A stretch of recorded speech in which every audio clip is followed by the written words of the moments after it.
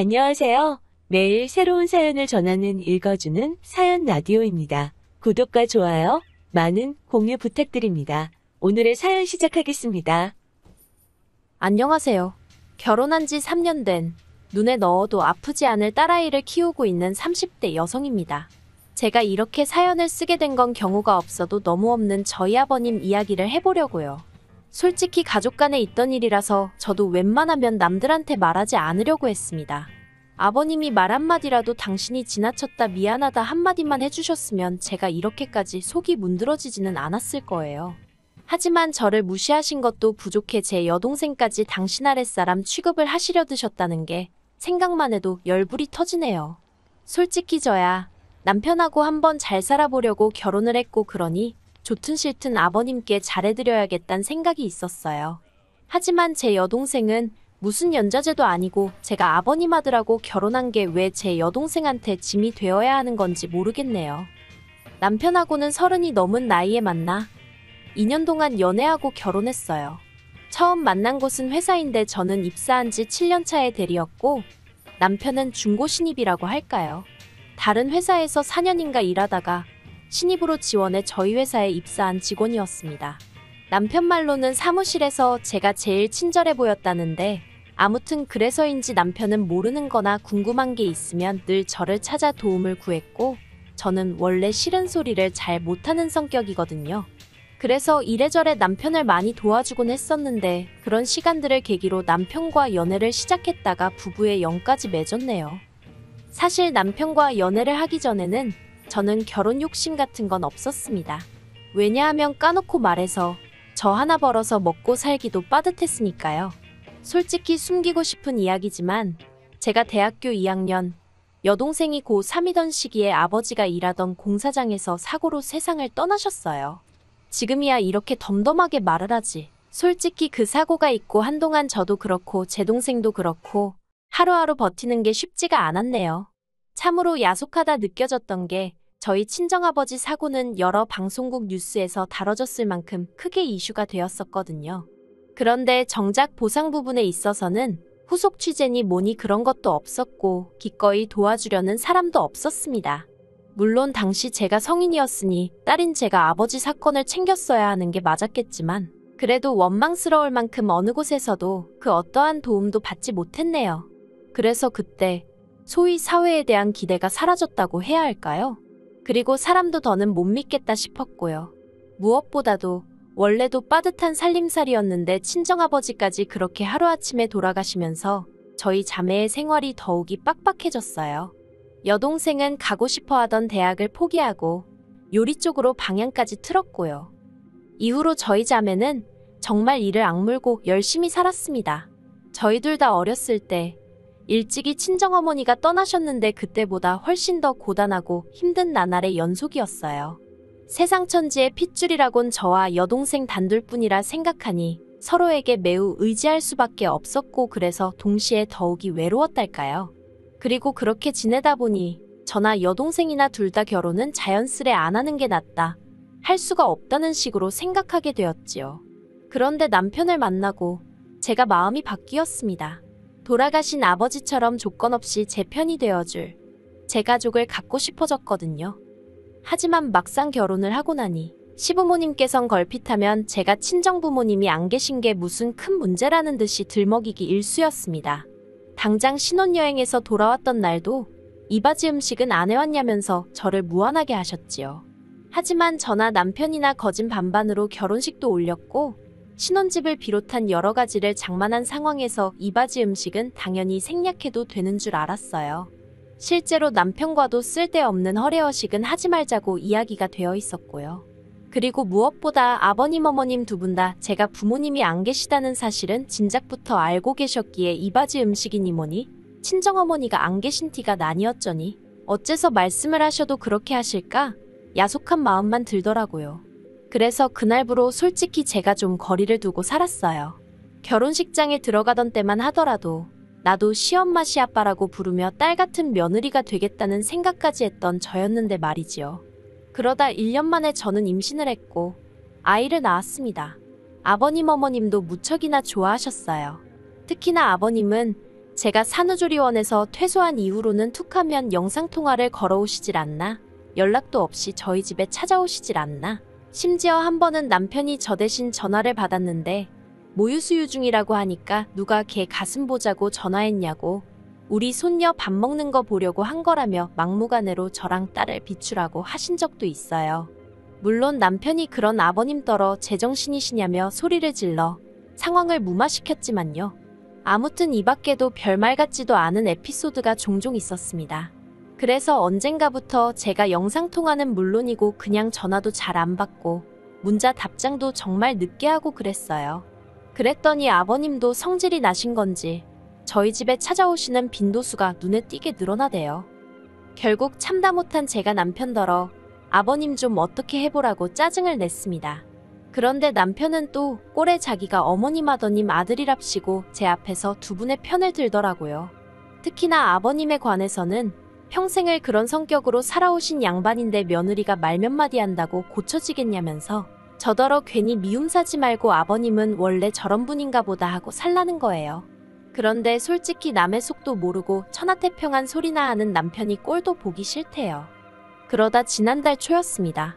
어머님이 욕실에서 넘어지시면서 발목을 크게 다치셨어요. 의사는 어머님이 원래도 비슷한 연배의 분들에 비해 관절이 좋지 않으셨다면서 저더러 이참에 하루 이틀 입원하게 하는 건 어떻겠냐고 묻더라고요. 이런저런 검사도 해보고 퇴원하시고 집에선 조심히 생활하란 말과 함께요. 그래서 남편과 상의 끝에 의사 말대로 하기로 했습니다. 하지만 그때는 이러한 저희의 선택이 어떤 결과를 불러올지 전혀 몰랐네요.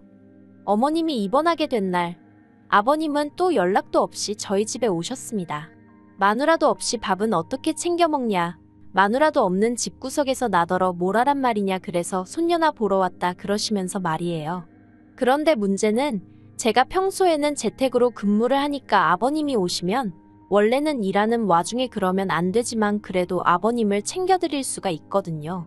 그런데 그날은 제가 처리해야 할 일들이 다 사무실에 있어서 사무실에 꼭 다녀와야 하는 상황이었어요. 그래서 여동생이 와서 저 대신 저희 딸을 봐주기로 되어 있었지요. 참고로 제 여동생은 호텔 레스토랑에서 일하다가 얼마 전 자기 가게를 차리겠다고 퇴사를 한 상황이었습니다. 아무튼 상황이 그렇다 보니 난감하더라고요. 오신 아버님을 내쫓기도 그렇다고 여동생을 오지 말라고 하고 아버님에게 저희 딸을 맡길 수는 없고, 그래서 결국 여동생에게 상황을 설명하고 대신 아버님 식사라던가 그런 건 냉장고에 밑반찬이랑 있으니까 그거 꺼내서 드시면 된다고 이야기해 놓겠다 했습니다. 그랬더니 여동생도 흔쾌히 알겠다고 하더라고요. 딸애는 자기가 안방에서 보면 되는 거고 자기가 일단 조심하면 사돈어른도 자기를 불편해하실 테니 자기가 상황에 맞게 적당히 대처하겠다며 저더러 너무 걱정하지 말고 다녀오라대요. 그런데 제가 퇴근 후에 들은 이야기는 황당하기 짝이 없었습니다. 아버님이 대뜸 저더러 하시는 말씀이 야, 네 여동생은 누굴 닮아 그렇게 음식 솜씨가 좋냐? 죽은 안사돈 닮았나? 너랑은 완전히 딴판이더라. 네, 그게 무슨 말씀이세요? 네 여동생이 말 안 하냐? 걔가 내 밥 차려줬다. 네가 반찬이라고 해놓은 거는 찍어 먹을 것도 하나도 없고 내 아들이 성격이 좋으니 망정이지 옛날에는 음식 못하면 쫓겨나고 그랬어. 아이 참, 아버지도 무슨 말씀을 하시는 거예요? 이 사람이 음식을 얼마나 잘한다고요. 앞으로 그런 말씀 하실 거면 저희 집에서 식사하지 마세요. 아들 자식이 돼서는 지 애비한테 못하는 소리가 없네. 야, 네 여동생 연락처가 어떻게 되냐? 그건 왜요? 아, 조만간 내가 연락을 한번 해봐야 될 것 같아서 그래. 줘봐. 아, 아버지 좀 그만하세요. 무슨 사돈처녀 연락처를 찾아요. 할 얘기 있으면 전화 이 사람 통해서 하세요. 그리고 아버님은 얼마 안 가 잠이 드셨고 저는 그 틈에 바로 여동생에게 전화를 걸었습니다. 아버님이 하신 말씀이 다 뭐냐고 물었더니 여동생이 좀 난처해하는 기색으로 제가 해놓은 음식을 꺼내놨더니 당신은 국이나 찌개가 없으면 식사를 못 하신다면서 제 여동생더러 뭐라도 하나 해보라고 하셨다나요. 그리고 여동생은 처음엔 어이가 없었지만 이내 돌아가신 친정아버지가 떠오르기도 하고 그래서 마침 집에 재료도 있어서 황태국을 끓여드렸다나요. 저희 친정아버지가 좋아하시던 메뉴였어요. 그런 속사정을 듣고 나니 무작정 여동생에게 화를 내기도 그렇더군요. 싫은 소리 못하는 성격은 저도 있었으니 당시 여동생이 느꼈을 당혹감과 곤혹스러움도 어느 정도 이해가 갔고요. 그래서 일단은 알겠다고 어쨌든 미안하다 했습니다. 그런데 그 일이 있고 한 달이나 지났을까요? 아버님 칠순을 2주 앞둔 날이었어요. 왜인지 아버님이 또다시 제 여동생 연락처를 요구하셨지요. 당연히 드리고 싶지 않았고 드릴 생각도 없었기 때문에 웃으며 저한테 말씀하시라고 했는데 아버님이 대뜸 이번 당신 칠순잔치 때 제 여동생이 왔으면 좋겠답니다. 제 여동생이랑 저랑 합심해서 생일상 한번 상다리 부러지게 차려보라나요. 어이가 없어서 그만 저도 모르게 저야 며느리니 그렇다 치지만 제 동생은 왜냐고 따지듯 물었네요. 그랬더니 아버님이 어차피 너나 네 동생이나 챙길 부모도 없는데 내 생일이라도 챙기면 어디가 덧나냐? 그러시는 겁니다. 어쩜 같은 말이라도 한마디 한마디 사람 가슴을 후벼 파는 소리만 골라 하시던지. 그리고 챙길 부모가 왜 없나요? 저희도 제사 지내고 아버지 모신 곳에도 가보고 다 합니다. 단지 아버님 마냥 집에서 술판을 벌리고 그런 짓을 안 한다 뿐이지. 아무튼 어이가 없어서 제 동생한테 그런 거 부탁하실 생각은 하지 마시라 했어요. 아무리 사돈처녀라지만 남이나 마찬가지 아니냐고요. 그랬더니 아니 동생이 언니 좀 도와준다 생각하고 오면 되는 거 아니냐면서 계속해서 억지를 쓰시대요. 정말 너무 화가 나서 그러면 제가 저희 친정부모님 제사 지낼 때 신우도 오라고 할 거냐고 물었습니다. 신우한테 제사 음식 한번 만들어 보라고 시킬 거냐고요. 그러자 아버님이 저더러 성격이 왜 그 모양이냐입니다. 애시당초 제가 음식을 잘했으면 좀 좋았겠냐며 너네 친자매는 맞냐? 무슨 말도 안 되는 말씀을 하시는데 솔직히 노망이 나셨나 그런 생각까지 들더라고요. 이후로도 몇 분간 아버님과 의미 없는 설전을 하다가 제가 너무 화가 나서 그냥 칠수는 동네 갈빗집에서 식사나 하자고 소리를 질렀습니다. 음식 솜씨도 없는 며느리가 차리는 밥상은 두 번 다시 못 받아보실 줄 아시라고요. 그리곤 전화를 끊어버렸어요. 그리고 이 일로 당연히 난리가 났지요. 아버님은 앞에 있었던 이야기는 어디다 다 날려버리시고 오로지 제가 결국 화를 참지 못하고 뱉어낸 몇 마디 말만을 문제 삼아 당신이 억울하다며 주변에 하소연을 하고 다니셨습니다. 물론 아버님 성격이 좋지 않은 건 친지지인 가릴 것 없이 다 알고 있었기 때문에 대놓고 저를 탓하는 사람은 없었지만요. 하지만 제가 황당했던 건 남편이 보여준 태도였습니다. 솔직히 말해서 세상 천지 모든 이가 저에게 돌팔매질을 하더라도 남편이란 인간이 저를 감싸주고 방패가 되어주려 든다면 얼마나 든든할까요? 저는 그런 무조건적인 사랑을 보여줄 사람일 거라 생각하고 남편과 가정을 꾸렸던 거고요. 그런데 남편이 한다는 말이 평소엔 잘 참다가 이번엔 왜 못 참았냐입니다. 그냥 평소처럼 한 귀로 듣고 한 귀로 흘리면 될 걸 제가 일을 크게 만들었다나요? 그리고 아버님 말씀이 틀린 게 하나 없다대요. 동생이 언니 좀 도와준다 생각하면 그렇게 힘든 부탁도 아니라고요. 솔직히 친정이 없다 보니 서러운 일 서글픈 일이 있어도 어디 가서 투정 부릴 수가 없잖아요. 그렇다고 여동생을 붙들고 언니가 힘들어 죽겠다 할 수도 없는 노릇이고 그래서 매번 그냥 속으로 삭히면서 어차피 이래도 저래도 내일이면 한 번 할 때 잘하고 말자는 심정으로 싫어도 내내 하고 했던 일들이 얼마나 많았는지 몰라요. 그렇게라도 시부모님께 좋은 며느리이고 싶었고 잘 보이고 싶었다고 해야 할까요? 그런데 남편까지 헛소리를 해대는 걸 보고 있으니 제가 정말 바보같이 지냈다는 생각이 들대요. 호의가 계속되면 호구인 줄 안다더니 그런 말은 사람들이 웃자고 하는 소린 줄로만 알았지 그게 제 이야기일 줄 누가 알았겠어요? 저는 정신이 번뜩 차려졌고 더는 이렇게 살면 안 되겠다 싶었습니다. 그래서 남편에게 마지막이라고 지금 한 이야기가 전부 다 진심이냐 물었더니 그렇다대요. 그래서 그러면 더 할 이야기 없다고 우리 이쯤에서 헤어지자 했어요. 나는 아버님의 억지도 억지지만 나 때문에 내 동생까지 무슨 오라면 오고 가라면 가는 사람으로 취급받는 꼴은 못 본다고요. 그랬더니 남편이 저더러 자꾸 일을 키운다면서 자기는 이혼 소리 입에 쉽게 담는 사람하고는 못 산답니다. 그래서 그럼 잘 됐다고 말 나온 김에 확실히 정리하자 했어요. 그랬더니 남편이 약간 당황한 듯 하더니 그러면 딸은 자기가 키우겠답니다. 저같이 무책임한 여자한테 못 준다나요? 어이가 없어서 그러라고 했어요. 다행히 아버님도 손녀라면 껌뻑 죽지 않으시냐. 이참에 아버님 어머님이랑 당신이랑 다 같이 살면서 공동육아하면 되겠다고 잘 키워달라고요. 그랬더니 이제 정말 몇 시간도 안 있다가 아버님 어머님이 또 여지없이 연락도 없이 저희 집에 오셨습니다. 어머님이 아버님더러 미쳤냐고, 어디 주접 부릴 데가 없어서 며느리도 모자라 사돈 처녀한테까지 그랬냐고 아주 악다구니를 쓰시대요. 솔직히 아버님한테 매번 기죽어 있던 어머님만 보다가 어머님 목에 핏대 세워지는 거 보고 저 정말 크게 놀랐어요. 그리고는 어머님이 저더러 미안하다 하셨어요. 이게 다 당신이 아버님하고 싸우기 싫어서 웬만하면 알았다고 해줬는데 그게 버릇이 들어서 저 모양으로 늙은 모양이라면서요. 그리고는 남편도 저더러 자기가 잘못했답니다. 자기는 그냥 아버님하고 저하고 잘 지내면 좋겠는데 자기도 못 이긴 아버님을 며느리인 제가 어떻게 이기겠나 싶어서 속상한 마음에 한 소리였다나요.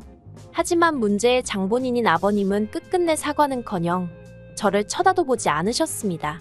하신 말씀이라곤 아무리 그래도 자식은 엄마가 키우는 거라나요. 아무튼 그래서 일단은 아버님 때문이 아니라 어머님과 남편의 진심 어린 사과로 이혼은 잠깐 보류하기로 했습니다. 남편은 제가 보류한 거라고 말할 때마다 그 소리 좀 하지 말라며 부들부들거리는데요. 저는 아직 마음이 다 풀어진 게 아니라서 보류가 맞거든요. 솔직히 애만 아니었으면 당장에라도 이혼했을 텐데, 아니 어쩌면 여기까지 오지도 않았을 거예요. 하지만 이젠 어쨌든 애가 있으니 제가 한 번만 더 마지막으로 참아보려고요. 정말 마지막으로요. 긴 이야기 들어주셔서 감사합니다. 오늘의 사연은 여기까지입니다. 구독과 좋아요, 알람 설정해주시면 앞으로 더 좋은 사연으로 찾아오겠습니다. 감사합니다. 안녕하세요. 매일 새로운 사연을 전하는 읽어주는 사연 라디오입니다. 구독과 좋아요, 많은 공유 부탁드립니다. 오늘의 사연 시작하겠습니다. 안녕하세요. 어머님과의 갈등으로 고통받고 있는 30대 여성입니다. 남편하고는 아무 문제 없이 잘 지내고 있었는데 시어머니의 억지 때문에 죄 없는 남편까지 꼴도 보기 싫으네요. 아니, 하긴 남편이 중간에서 얼마나 제 역할을 못했으면 어머님이 저한테 그런 요구를 하실 생각을 다 하셨겠어요. 다시 생각해보니까 결국 어머님도 문제지만 남편이 제일 큰 문제가 맞는 것 같네요. 일단 저에 대해서 먼저 이야기를 좀 하자면 저는 대학교를 졸업하자마자 공무원 시험을 봤어요. 지금이야 공무원이란 직업이 인기가 시들해졌지만 그때는 그래도 정년까지 보장되고 장점이 많은 일자리로 여겨졌거든요. 그래서 저는 1년여간의 수험생활 끝에 7급 공무원에 합격하였고 이후로 지금의 직장으로 이직하기 전까지 오로지 일만 하며 시간을 보냈습니다. 하지만 다른 동료들에 비해 제가 어리다 보니 솔직히 버티기가 쉽지 않았습니다. 다른 기관들은 어땠는지 그리고 지금은 또 어떻게 달라졌는지 모르겠지만 제가 다니던 곳은 텃세도 심했거든요. 제가 9급부터 차근차근 올라온 게 아니라 한 번에 7급에 합격해서 발령을 받아왔다는 사실 하나만으로 저를 미워하는 분들도 계셨습니다. 자격지심아니냐 공주병 아니냐 하실 수도 있지만 사내 정치질을 겪어보지 않은 사람은 절대로 그때 제가 느낀 비참함을 이해하지 못할 거예요. 아무튼 저는 결국 6년 동안 마음의 상처만 입은 것이 아니라 스트레스로 인해 탈모까지 겪게 되었고 더는 못 버티겠더라고요. 그래서 아는 선배의 소개로 지금의 직장으로 이직을 하게 되었습니다. 솔직히 공무원직이 박봉이긴 했어도 여러 가지 장점이 많은 일자리였기에 그 자리를 제 발로 걷어차고 나온다는 사실이 인정하기 쉽지 않았어요. 하지만 저부터 살고 봐야겠다 싶어서 아쉬워하는 친정부모님께도 죄송한 마음이 컸지만 나름 특단의 결정을 내렸네요. 그리고 이직한 회사에서 지금의 남편을 만나게 되었습니다. 정확히 말하자면 남편과 제가 같은 회사를 다닌 것은 아니고 남편은 제가 이직한 회사의 거래처 직원이었어요. 처음에는 일적으로 엮였고 워낙 이전 직장에서 사람들한테 크게 대었던지라 솔직히 저는 사적인 이야기는 조금도 나눌 생각이 없었거든요. 그런데 남편은 처음부터 제가 여자로 보였다면서 이리저리 열심히 들이대더라고요. 그렇게 한 1년을 밀당 아닌 밀당을 하다가 결국 죽은 사람 소원도 들어준다는데 산 사람 소원 한번 들어주자는 마음으로 데이트를 하게 되었습니다. 그리고 그 데이트를 계기로 저희는 급속도로 가까워져 연애를 시작했고요. 1년도 되지 않는 짧은 만남 끝에 바로 결혼까지 약속하게 되었지요. 하지만 이제 와서 말이지만 제가 결혼을 결심한 건 시부모님이 정말 좋은 분들이라고 생각했기 때문이에요. 솔직히 남편 하나만 놓고 말하자면 저도 좋아서 한 연애였지만 조건이 좋은 건 아니었거든요. 특히나 경제력만 두고 보자면 솔직히 저보다 조금 못한 상황이었어요. 물론 결혼을 결정하는 데 있어서 경제력이 전부는 아니겠지만 경제력을 제외한 다른 부분은 정말 거의 비슷비슷했기 때문에 하는 말입니다. 하지만 제가 어디다 대고 제 남편이 돈을 잘 버네 못 버네 그런 소리를 하겠어요? 솔직히 해봤자 제 입으로 제 남편이 저보다 못났다고 하는 것밖에 안 되는데 그러면 제 얼굴에 침 뱉기나 다름없잖아요. 그래서 주변 지인들은 물론이고 친정부모님께도 솔직히 남편에 대해서 조금 부풀려 말하기도 했습니다. 그리고 그렇게까지 하면서도 결혼을 결심한 거 처음에 말한 대로 시부모님들의 영향이 컸어요. 처음 시댁에 결혼 허락도 받고 인사도 드릴 겸 갔었는데 그때 시부모님이 보여주신 태도는 정말 인상적이었습니다. 사실 주변 지인들로부터 시집살이나 고부 갈등에 대해서 무시무시한 이야기를 워낙에 많이 들었던지라 기대는커녕 걱정이 태산 같았거든요. 그런데 그런 제 걱정은 기우에 불과했습니다. 시댁 현관을 들어서는 순간부터 어머님이 어찌나 저를 반겨주시던지 오히려 몸둘 바를 모르겠더라고요. 그리고 저를 보는 내내 시부모님의 얼굴에선 미소가 끊이질 않았습니다. 어머님이 말씀하시기를 당신은 늘 딸 같은 며느리를 보고 싶었는데 첫째랑은 그게 잘 안 되어서 참으로 섭섭하셨다는 거예요. 하지만 생글생글 웃는 저를 보고 있으니 저랑은 잘 지낼 수 있을 것 같다 하시면서 너무너무 기쁘다고 제 손을 꼭 잡아주셨지요. 그리고는 이 집에서 너는 손가락 하나도 까딱하지 말라고 하시는 게 아니겠어요? 그래서 제가 정말 좋은 어른들을 가족으로 맞이하게 되었다는 생각에 감사한 마음이 절로 들었고 앞으로 살면서 제가 정말 잘해야겠다는 다짐까지 했답니다.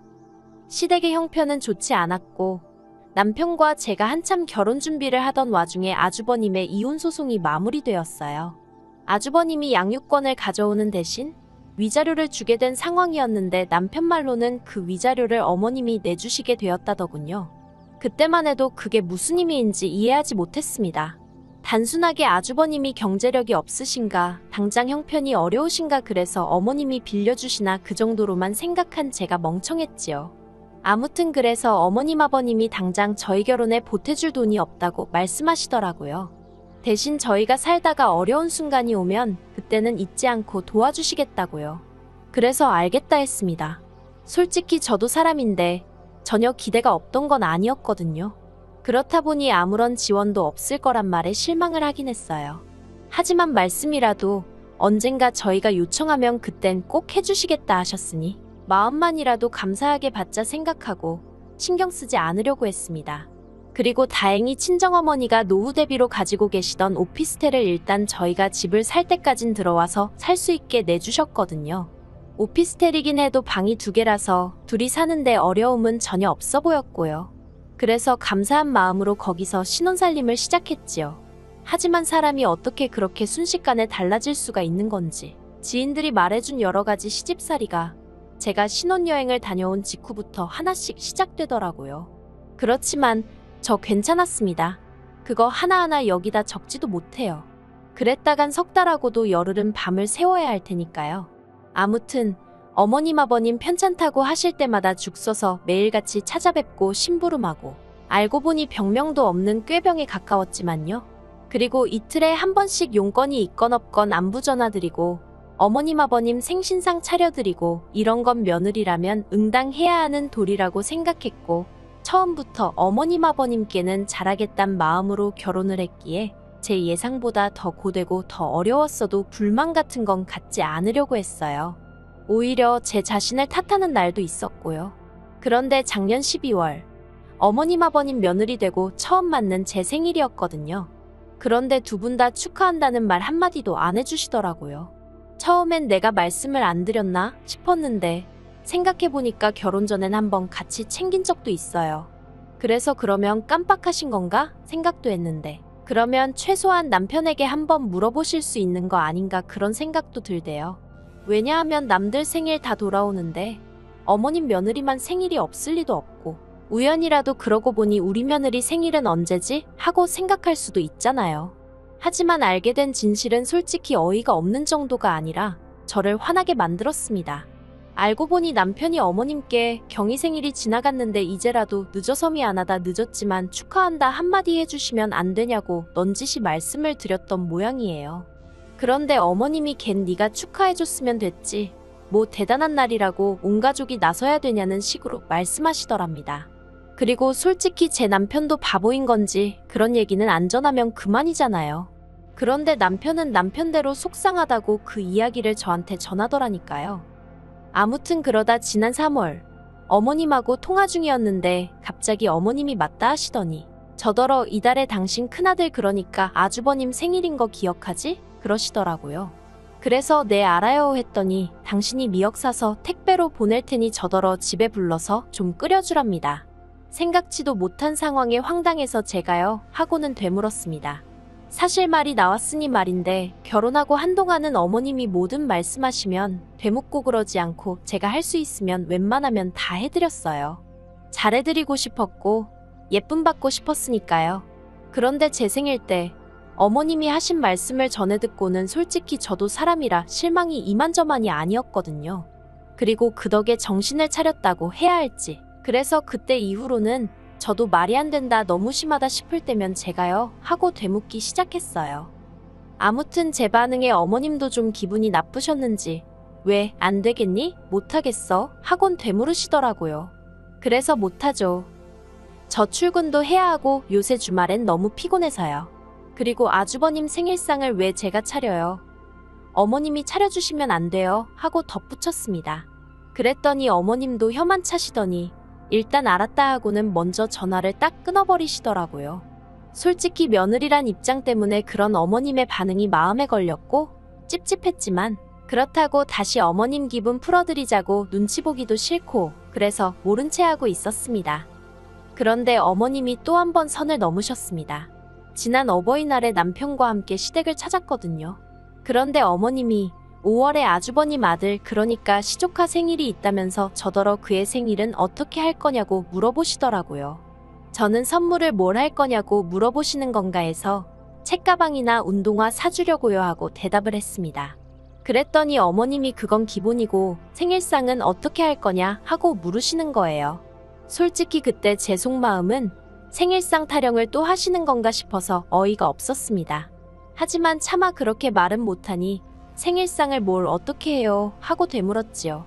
그랬더니 너는 말귀를 못 알아듣는 거니 아니면 알아들으면서 모른 척하는 거니 하시더니 처음엔 싹싹하니 수더분한 줄 알았는데 볼수록 아주 미운 짓만 골라 한다면서 저더러 생일상을 차려주래요. 그래서 지난번과 마찬가지로 직장을 핑계 삼아 못한다고 했지요. 그랬더니 어머님이 저더러 너는 툭하면 직장 핑계라면서 직장 다니는 걸로 유세 부릴 거면 때려치고 이 집안에 식구로 들어왔으면 식구된 도리를 하라나요?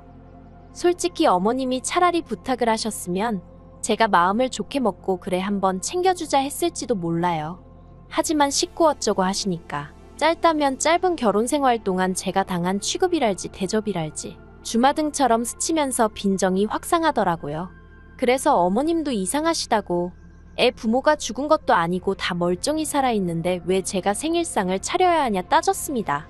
그리고 설령 애 부모가 죽었어도 그러면 조부모님이신 어머님 아버님 멀쩡하신데 왜 저한테 그러시냐고요. 그리고는 식구된 돌이 운운하시기 전에 어머님은 저를 한 식구로 대해주신 게 맞냐고 물었습니다. 그랬더니 어머님이 어머머 소리만 연신하시고는 저더러 그런 소리 하면서 누가 잘했네 따질 거면 그냥 가라더군요. 그래서 어쩔 줄 몰라 하는 남편은 내버려두고 저 먼저 올라와 버렸어요. 집으로 오는 차 안에서 왜인지 눈물이 끝도 없이 나더라고요. 이런 꼴을 당하자고 결혼했나 싶기도 하고. 그리고 제가 집에 오고 얼마 지나지 않아 남편도 왔어요. 남편이 그렇다고 자기를 버려두고 가는 게 어딨냐면서 자기가 그래도 아주버님하고도 이야기했다며 저를 달래주대요. 일단 생일상 이야기는 아주버님은 전혀 모르는 이야기라면서 어머님이 왜 그런 이야기를 하신 건지 모르겠다고 어쨌든 저한테 미안하다며 마음 풀라고 하더랍니다. 그리고 아주버님 말이 사실이건 아니건 간에 어쨌든 사과를 받았다 생각하니 마음은 좀 풀리더라고요. 하지만 어머님은 이튿날 남편과 제가 쉬고 있는데 연락을 해오셔서는 하시는 말씀이 말년에 이런 험한 꼴을 볼지는 몰랐다면서 다른 집들은 딸들이 나서서 부모 모시고 여행도 다니고 형제들 생일도 챙기고 그러는 게 보기 좋아서 저한테 얘기를 한 거라며 제가 얼마나 시부모 알기를 우습게 알면 툭하면 제가요? 왜요? 그런다고 저 때문에 너무 상처를 받으셨답니다. 어머님의 하소연인지 분노인지 아무튼 들어드리는 동안 저도 너무 어이가 없었어요. 어머님 말씀대로 저도 저희 친정에서는 부모님 모시고 여행도 가고 제 언니 동생 생일도 챙기고 합니다. 그런데 그건 제 가족이고 제 친정이잖아요. 제가 이만큼 살 수 있게끔 여러모로 도와주고 지지해준 진짜 제 가족이요. 저를 위해 포기하고 희생한 부분도 많았을 테고요. 하지만 어머님은 제가 크는 동안 막말로 100원 한 푼 보태신 거 없으시면서 저더러 저희 친정에 하는 효도를 당신한테 똑같이 하길 바라시니 애시당초 가능할 수가 없잖아요.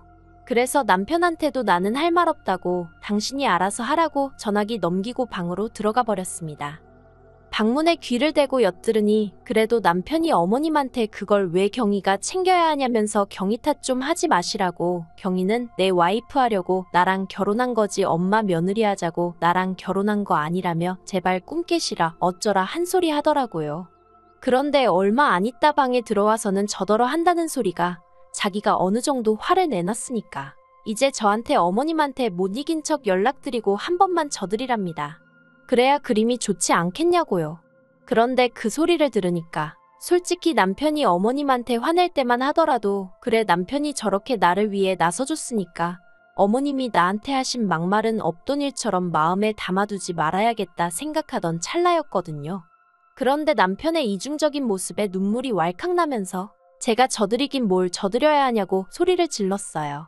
그리고는 할 도리 다 하고 살았는데 초장부터 나한테 돌아오는 게 이런 것 뿐이니 앞으로 당신이랑 살아봤자 뻔할 뻔짜라고 이럴 바엔 지금이라도 헤어지자고 악을 썼네요. 그랬더니 남편이 그런 뜻이 아니었다며 금세 제 앞에서 싹싹 빌면서 어머님한테는 사과 안 해도 된다 화내지 말라며 저를 말리더라고요. 그래서 일단은 그날 이후로 서로 약속한 건 아니지만 어머님은 물론이고 시댁에 관한 이야기는 한마디도 안 하고 지내고 있어요. 그런데 언제까지 이렇게 지낼 수 있을지. 당장 다음 달엔 또 아버님 생신이거든요. 저야 당연히 모른 척하고 싶고 안 챙기고 싶은데 그랬다가 남편 가슴에 말은 안 해도 괜히 한처럼 맺히진 않을지 걱정도 되고 그렇네요.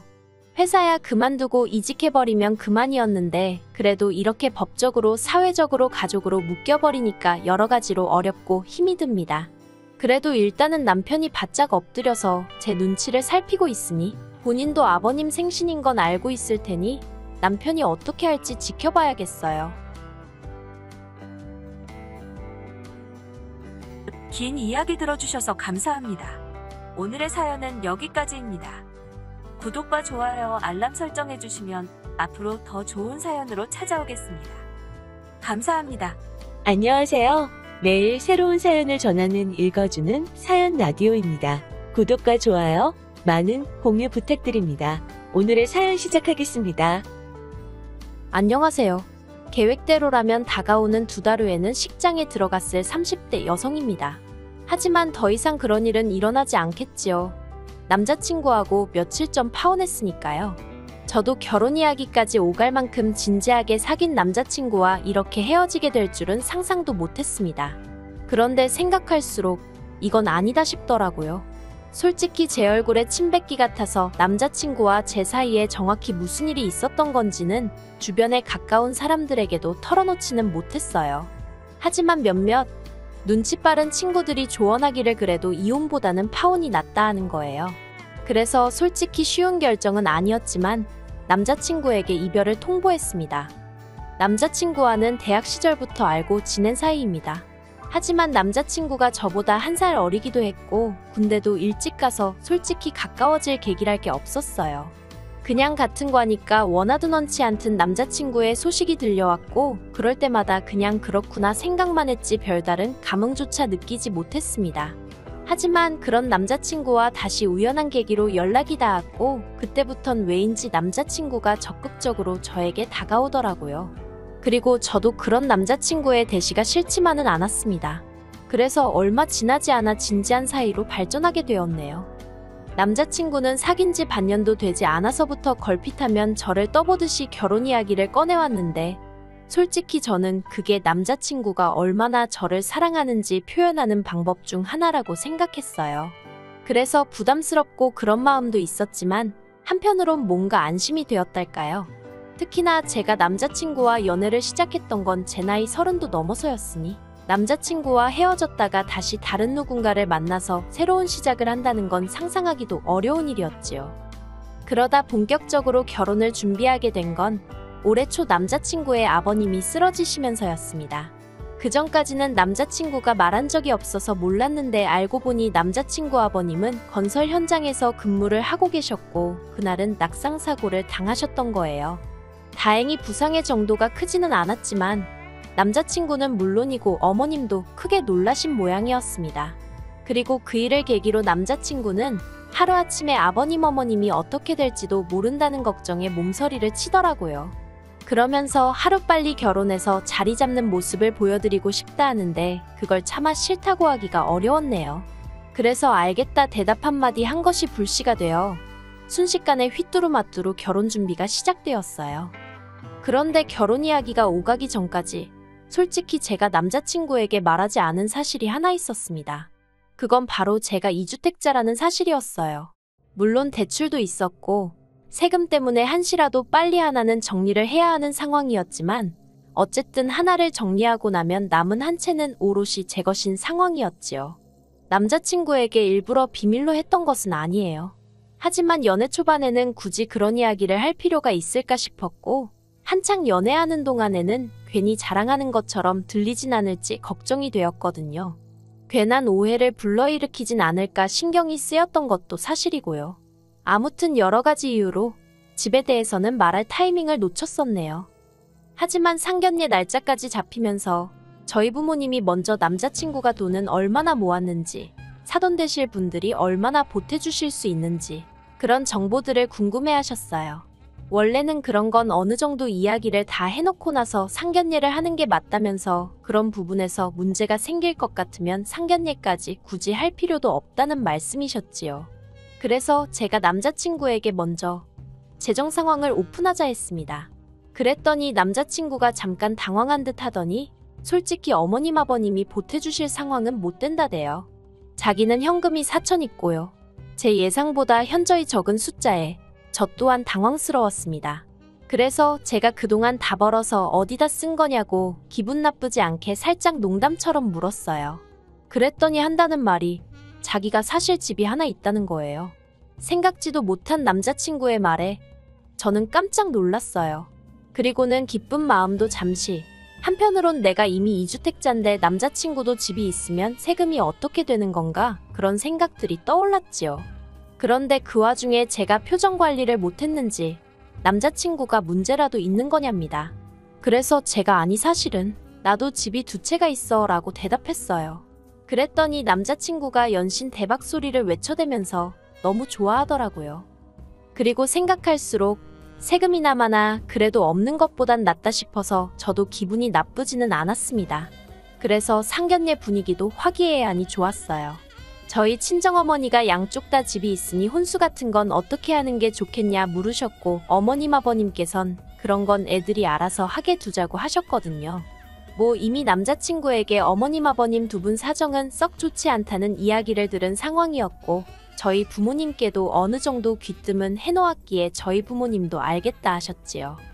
그리고 신혼살림은 제가 남자친구더러 나는 한 채는 전세를 주고 있고 다른 한 채는 팔아야 하는 상황이니 가능하면 당신 집에서 시작했으면 좋겠다 했습니다. 그런데 남자친구가 불편한 표정을 지으며 그건 어려울 것 같다고 하대요. 그래서 제가 당신 집에도 누가 새라도 들어와 있냐 하니까 그건 아닌데 좀 복잡하답니다. 그리고 그때만 해도 저는 남자친구가 그런 꿍꿍이를 가지고 있는 줄은 몰랐어요. 남자친구의 고집으로 일단 세입자가 나가는 대로 제 집에서 신혼살림을 차리기로 이야기가 되었습니다. 그리고는 결혼 준비를 하나씩 해나가기 시작했지요. 그런데 웨딩홀까지 예약하고 막 청첩장을 시키려는 찰나에 남자친구로부터 생각지도 못한 소식을 듣게 되었어요. 그건 바로 남자친구의 하나뿐인 누나에 관한 이야기였지요. 사실 남자친구에게 누나가 있다는 사실은 진작에 알고 있었어요. 왜냐하면 남자친구가 저와 데이트를 하지 않는 주말이면 시조카를 데리고 박물관이며 미술관이며 여기저기 다녔거든요. 저는 속으로 언니 남편은 뭐하고 맨날 내 남자친구가 저러고 다니나 궁금은 했지만 집집마다 말하기 싫은 사정이 있을 수도 있다 싶어서 대놓고 물은 적은 없었습니다. 하지만 저도 나이가 있는데 어느 정도 예상은 하고 있었거든요. 그런데 아니나 다를까 신우는 별거 중이었고 마침내 이혼을 하기로 했던 모양이에요. 남자친구는 그 소식을 저에게 전하며 자기 누나는 이제 어떻게 사느냐고 어린아이처럼 연신 훌쩍거렸어요. 그리고 그때만 해도 남매 간의 우애가 얼마나 좋으면 저렇게 울까 싶어서 제 마음도 편치가 않았지요. 하지만 알고 보니 남자친구 누나의 이혼은 어디서부터 말해야 할지도 모르겠는데 일단 처음이 아니었어요. 헤어지기로 한 남자는 재혼한 남편이었고 이혼 사유는 신우가 첫 번째 남편과 이혼 후에도 지속적으로 만남을 가져왔던 모양입니다. 모 말로는 아이 때문이었다고 하는데 재혼한 남편 입장에서는 아이 때문에 매번 호텔 아니면 모텔에서 만나는 게 말이 되느냐고. 남의 집안일이라서 제가 미주알고주알 말하기도 좀 그렇긴 한데요. 아무튼 입에 담기 좀 그런 사유로 이혼하게 되었답니다. 이 이야기를 전하면서 제 남자친구는 자기 매형이 속이 좁다면서 욕을 퍼부어대기도 했는데 솔직히 아무리 제가 남자친구랑 결혼을 약속했다지만 남자친구 편을 들기는 좀 그렇더라고요. 아무튼 그렇게 이혼을 하게 되면서 남자친구 누나가 두 번째 남편과의 사이에서 난 애를 키우기로 했다대요. 두 번째 남편이 더는 요만큼도 얽히기 싫다고 했다나요. 하지만 남자친구 누나가 이혼한다고 해서 솔직히 제가 남자친구와 하기로 했던 결혼을 안 할 것도 아니었고 저는 그냥 남자친구 누나 팔자가 사납구나, 안 됐다 그런 생각만 했어요. 그런데 진짜 문제는 남자친구 누나의 이혼이 다가 아니었습니다. 일단 남자친구가 가지고 있던 집은 분양가 1억의 오피스텔이었고요. 더 황당한 건 그걸 그냥 자기 누나한테 주겠다고 하더라고요. 자기 누나가 위자료도 한 푼 못 받고 애하고 몸만 쫓겨나게 생겼는데 그깟 1억이 대수냐 어쩌냐 하면서 그 오피스텔을 통째로 누나한테 주겠다는 거예요. 그 말을 듣고 어이가 없어서 제가 그런 게 어딨냐고 하니까 자기 집인데 왜 안 되냐입니다. 원리 원칙대로 고지고대로 따지면 남편 말이 맞을 수도 있어요. 남편 재산인데 제가 왈가왈부하는 게 말이 안 되지요. 하지만 남자친구가 그 집을 들고 오니까 저도 제 집 2개 들고 가는 거였고 그래서 혼수도 서로 수준에 맞춰서 반반하기로 했는데 갑자기 까놓고 말해서 누가 봐도 제가 손해라면 손해인 결혼이 되게 생겼었으니 솔직히 기분이 좋지가 않았네요. 하지만 남자친구의 억지는 여기서 끝나지 않았습니다. 솔직히 이때만 하더라도 파오는 생각도 못했고 엄두도 나지 않았기에 어떻게든 남자친구의 사정을 제가 이해해보려고 했어요.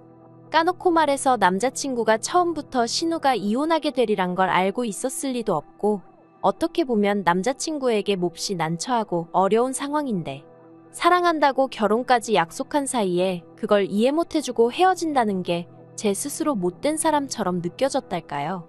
그래서 어떻게든 남자친구 입장에서 생각하고 이해해보려 했습니다.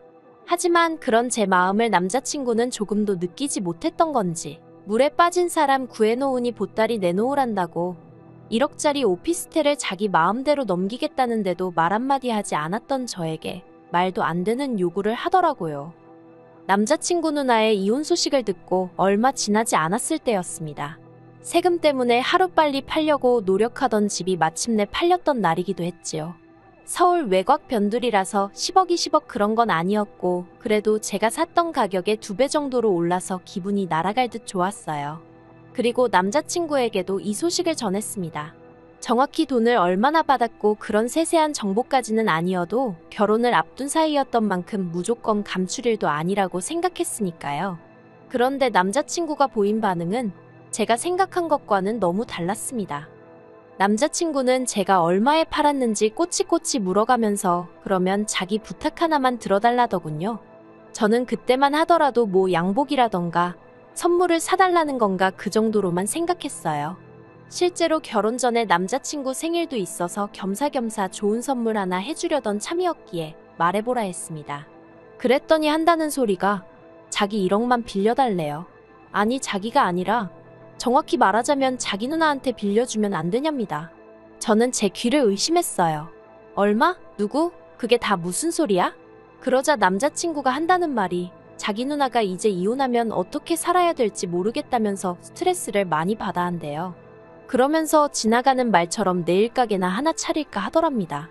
결혼하기 전에 잠깐 네일 학원에 다녔었다나 어쩐다나요.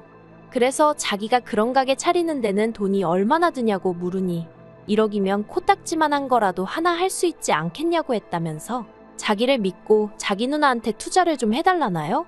어이가 없어서 더 들을 것도 없다고 안 된다고 했습니다. 원래 남하고 돈 거래 안 한다고요. 그랬더니 남자친구가 이제 곧 결혼할 사이인데 남이라니 저더러 말을 너무 서운하게 한다고 그러더군요. 그래서 제가 남뿐만이 아니라 가족 간에도 안 한다, 당장 우리 엄마하고도 안 한다 했습니다. 그러자 남자친구가 그래도 어머님께서 우리 결혼할 때 얼마 해주신다 하지 않았냐며 그건 돈 거래 아니고 뭐냐대요. 그때부터 저도 슬슬 짜증이 나기 시작했어요. 부모님이 자식 시집장가 갈 때 돈 보태주시는 게 돈 거래라는 사람은 처음 봤다고 괜한 억지 쓰지 말라 했습니다. 자기가 무슨 말을 하든 나는 돈은 못 빌려준다고요.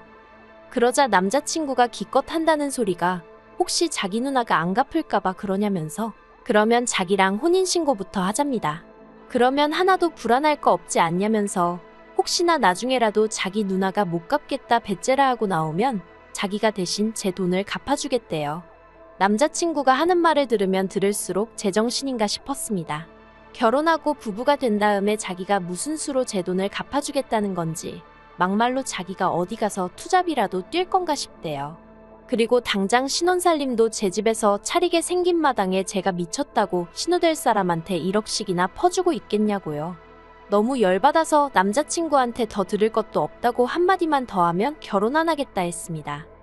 그러자 남자친구가 노발대발 난리도 아니었어요. 저더러 같은 여자면서 자기 누나가 처한 상황이 이해가 안 되냐면서 다른 것도 아니고 이제 한 가족이니 당장에 먹고 사는 문제라도 해결해 주자는 건데 그리고 돈을 누가 떼먹기라도 한다고 했냐면서 그깟 돈 1억 가지고 유세라며 절 다시 봤다나요?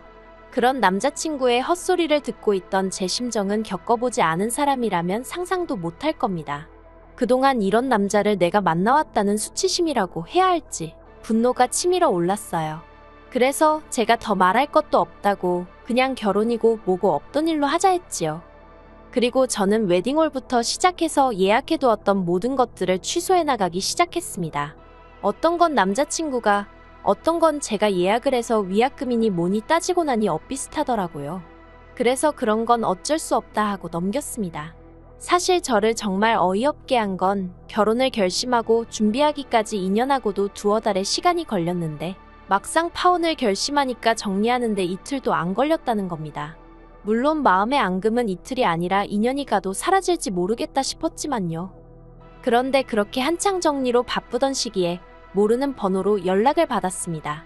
업체들하고 통화가 잦아서 모르는 번호지만 제가 뭐 예약해둔 곳 중 하나이려니 싶었는데 알고 보니 남자친구의 누나였어요. 저랑 만나서 얘기를 좀 하고 싶다고요. 남자친구의 의견과 상관없이 저는 이미 다 끝났다고 생각했는데 언니한테 직접 전화가 올 줄은 몰랐습니다. 그래서 저도 모르게 알겠다고 대답하곤 약속을 잡았네요. 그리고 그렇게 만난 남자친구의 누나는 솔직히 남자친구 때문에 색안경을 낄 뻔도 했는데 너무 멀쩡하더라고요. 자기는 자기 동생에게 오피스텔을 해달란 적도 네일 가게를 차려달라고 한 적도 없다면서 자기 남동생이 너무 오바를 한 것 같다며 저더러 자길 봐서 한 번만 넘어가주면 안 되냐는 거예요. 자기가 보기에 자기 동생하고 제가 천생연분이라나 어쩐다나. 하지만 제가 정중히 거절했습니다. 벌써 이런 상황에서도 말 한마디라도 본인이 나서서 해야지. 언니가 이렇게 나온 걸 보라고. 이런 남자를 어떻게 믿고 의지하고 살겠냐고요. 그랬더니 언니도 더는 말을 못한 건지 안 한 건지 아무튼 없었어요. 솔직히 아직 친정에는 파혼했다 소리를 못했거든요. 그래서 이렇게 일기 쓰듯 적으며 제 머릿속을 정리해본 건데 역시 파혼하길 잘했다는 생각이 드네요. 결혼도 하기 전부터 가족일, 그것도 자기 누나 일이라면 자기가 먼저 나서서 설레발치는 남자, 뭘 믿고 어떻게 의지하고 살 수 있겠나 싶어요. 물론 집신도 짝이 있다고 그런 남자가 좋은 여자도 있겠지만요. 저는 아니거든요. 그래서 전 이 파혼에 조금도 후회가 남지 않는 것 같습니다. 긴 이야기 들어주셔서 감사합니다. 오늘의 사연은 여기까지입니다. 구독과 좋아요, 알람 설정해주시면 앞으로 더 좋은 사연으로 찾아오겠습니다. 감사합니다.